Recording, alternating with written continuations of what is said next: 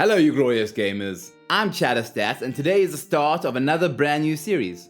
That's right, it's the start of Indie Friday, where every Friday I go over and showcase a different indie game, giving my thoughts and overall impressions of it. Just to be clear, these won't be reviews, but impressions from the overall game from what I have played.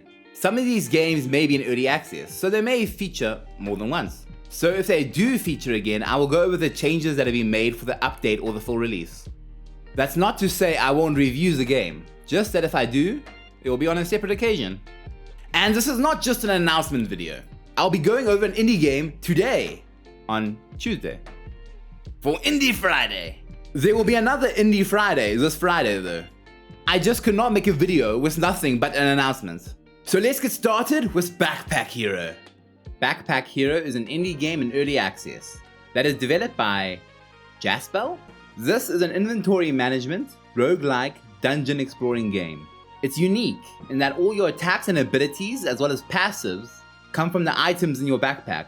How you organize and place the items have a massive effect on your abilities. For example, some items are heavy and can only be placed in the bottom slots of the bag, while another item might become more powerful the more bag slots there are to the right. Take the legendary fish sword for example.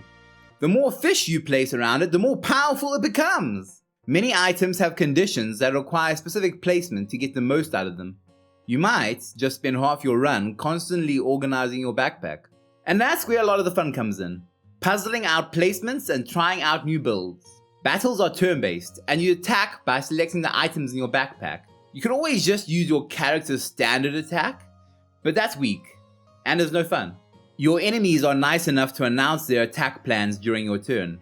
That way you can plan accordingly. You get a limited amount of stamina per turn, and the items you use, such as weapons, require a certain amount of it.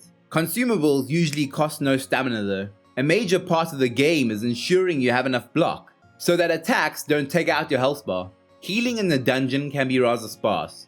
However, let's say you give yourself 5 block using a shield. Your next turn, that 5 block will have expired.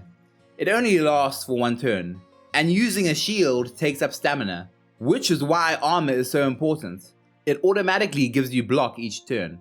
There are many mechanics in this game. I found that it doesn't really teach all of them that well. For some you are guided through it, and others you have to figure it out. Such as using magic and the mana stone system, where it has to all be connected.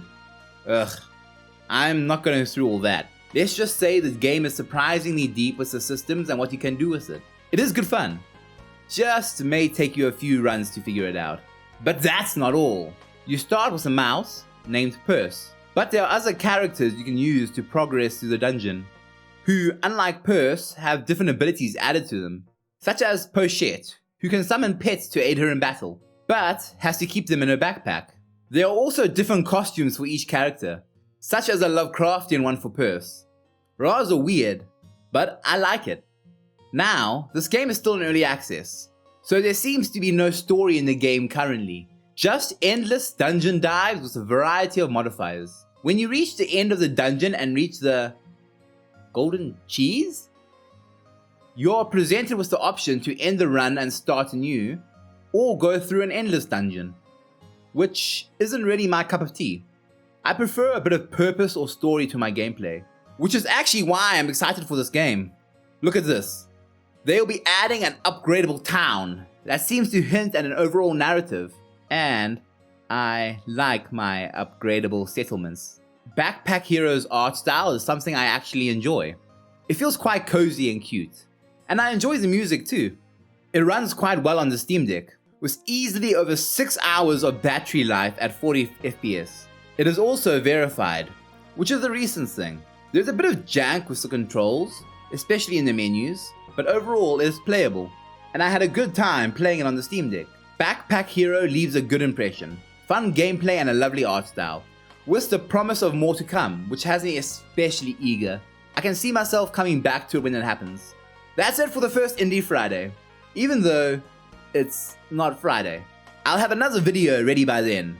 Let me know if you like this series and would like to see it continue. If you are still here and found this video helpful, entertaining, or just good to watch, please consider liking and subscribing. It would really help me out. Thank you for watching.